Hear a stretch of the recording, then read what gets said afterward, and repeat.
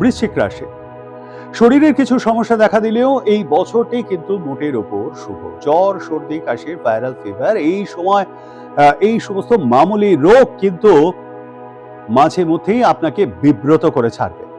এছাড়াও পড়ে গিয়ে বা কোনো দুর্ঘটনায় রক্তপাত বা অস্থিভঙ্গের একটা সম্ভাবনা রয়েছে।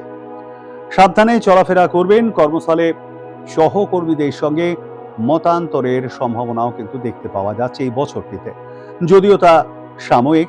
সহকর্মীদের সাহায্যেই আপনার উন্নতির যোগও আবার দেখা যাচ্ছে। কর্মস্থলে বদলিও অসম্ভব নয়। সরকারি চাকরিতে যারা রয়েছেন তাদের পদোন্নতির যোগ দেখতে পাওয়া যাচ্ছে এই বছরটিতে।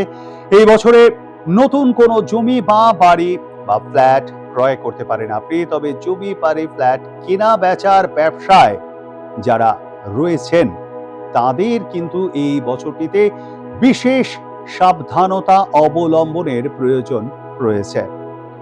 জমি বা বাড়ি কেনার আগে অবশ্যই ভালো করে যাচাই না করে নিলে পরবর্তীকালে মামলা মকদ্দমায় জড়িয়ে পড়তে পারেন আপনি। ডাক্তার, ইঞ্জিনিয়ার, আইনজীবী, অধ্যাপক, শিক্ষক, গবেষকদের কাছে এই বছরটি দারুণ। এই পেশার সঙ্গে জড়িতদের আয় ভালোই হবে। আমদানি রপ্তানি ব্যবসায় যারা রয়েছেন সতর্ক থাকবেন। পড়ুয়াদের জন্য বছরের শেষ ভাগে বিশেষ শুভ। উচ্চশিক্ষায় বিশেষ সাফল্যের যোগ দেখতে পাওয়া যাচ্ছে। নতুন চাকরি লাভও অসম্ভব নয়। দাম্পত্য জীবনে মোটের উপর শুভ এটা বলা যেতেই পারে, তবে শত্রু বৃদ্ধির যোগ রয়েছে। বৃশ্চিক লগ্ন জাত ব্যক্তিদের কাছে এই বছরটি খুব খারাপ ফল দেবে না। পড়ুয়াদের দারুণ সাফল্যের যোগ দেখা যাচ্ছে এই বছরটিতে।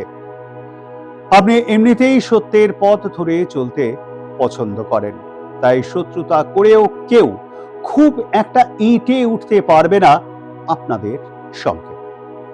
সামাজিক ক্ষেত্রে সম্মান ও যশ লাভের যোগ রয়েছে।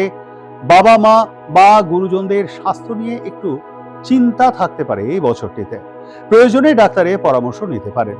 রবিবার সূর্যদেবকে অর্ঘ্য দিতে পারেন। সূর্য নাম জপ করতে পারেন।